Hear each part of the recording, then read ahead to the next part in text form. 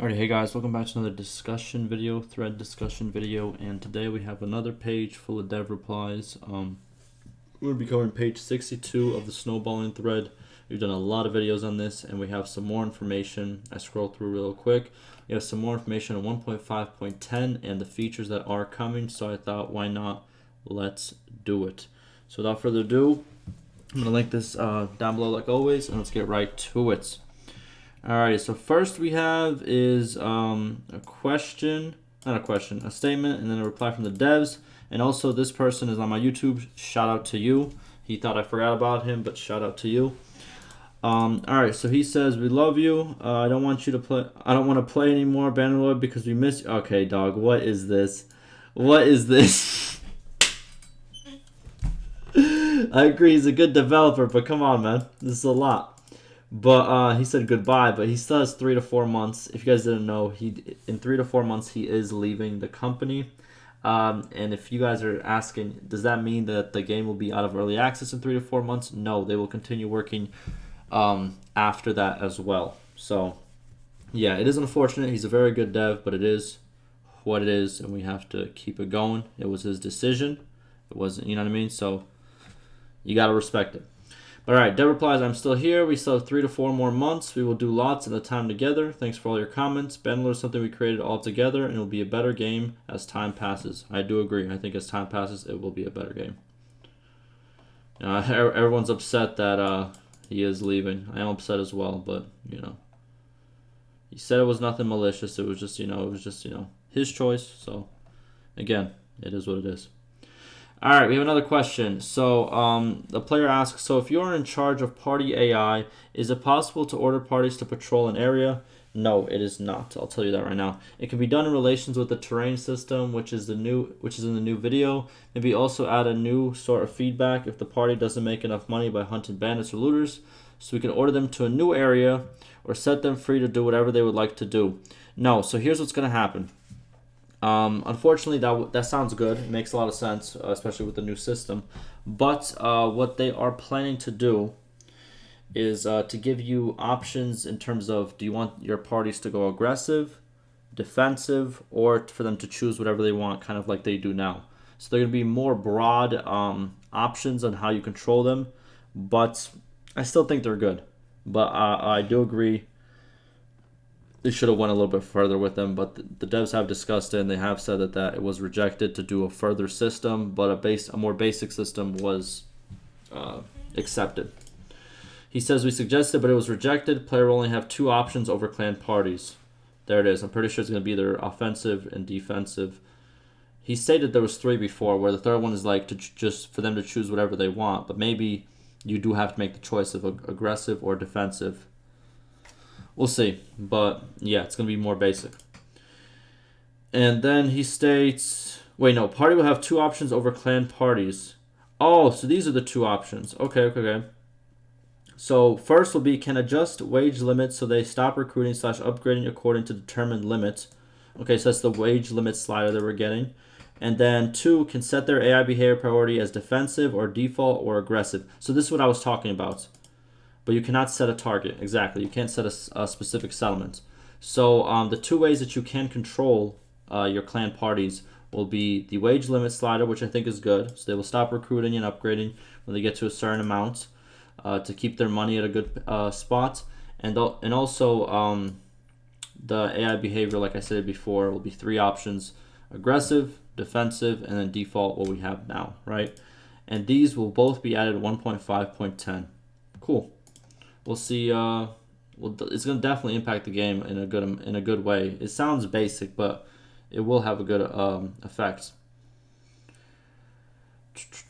What else we got? These 2 sound very... Okay, this is a player replying. "These 2 sound very useful, but together with the garrison control, setting automatic recruiter, and maintaining a specific garrison." He says, for example, setting automatic recruiter. Okay.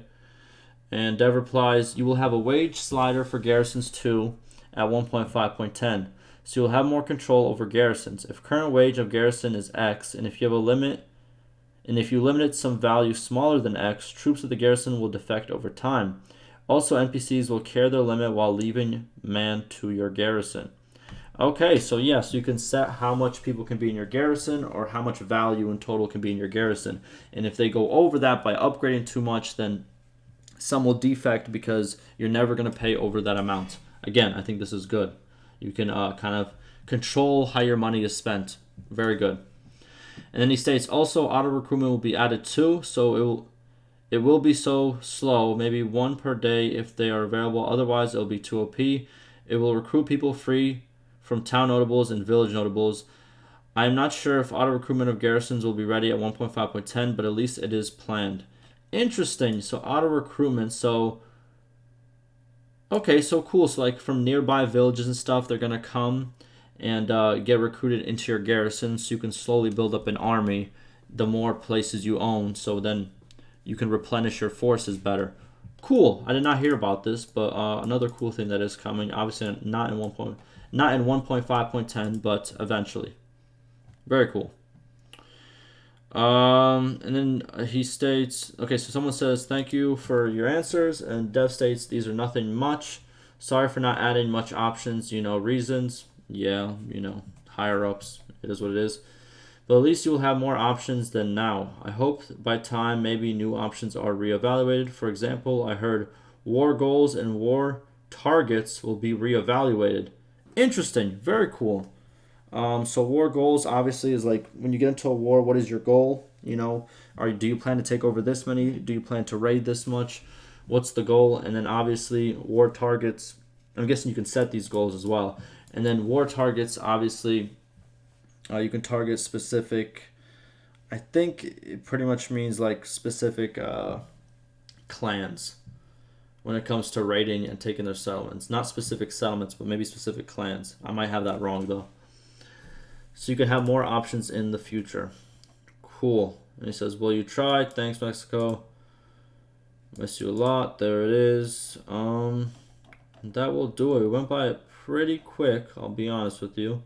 Very quick one. I didn't want to get too behind. That's why I'm going to kind of do a page by page, or maybe every 2 pages. We'll see how it goes. But some interesting news. So we are getting some good control with the wage limits slider for both your companion parties, which will help you with your money so your companions don't have to always rely on you, especially if they're doing bad. And also your garrison, so you can, maintain a good garrison and not have to pay way too much. Again, very good. It gives you more control, which I think is great. AI behavior, I know it's basic and I know it's not what people wanted, but I think this can be very, very useful to keeping some of your parties alive and not just having them senselessly go into battle. I think that if they code it in right, if they do it right, I think the choice between aggressive and defensive might be a very, very good addition. Definitely. I think that is, sucks we couldn't do, the whole targeting system and defend this specific settlement, but it's good. It's a start, and maybe people can work off of that. Unfortunately, that's just going to have to be how it is. But those two are for 1.5.10, and then obviously auto recruiter, which will auto recruit units into garrisons at a very slow rate, because obviously that would be kind of strong, and it will provide you and your companions a good place to replenish your troops once you lose a big battle or something like that. So I think that is very, very good. And I'm wondering, so is this auto?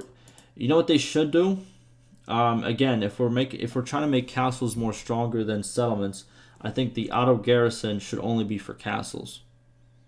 Give it a more, again, we have seen them improve certain things like nobles that are in villages that are connected to castles. They have more, they have a bigger power gain. They have a passive power gain, which will in turn make them spawn more elite troops.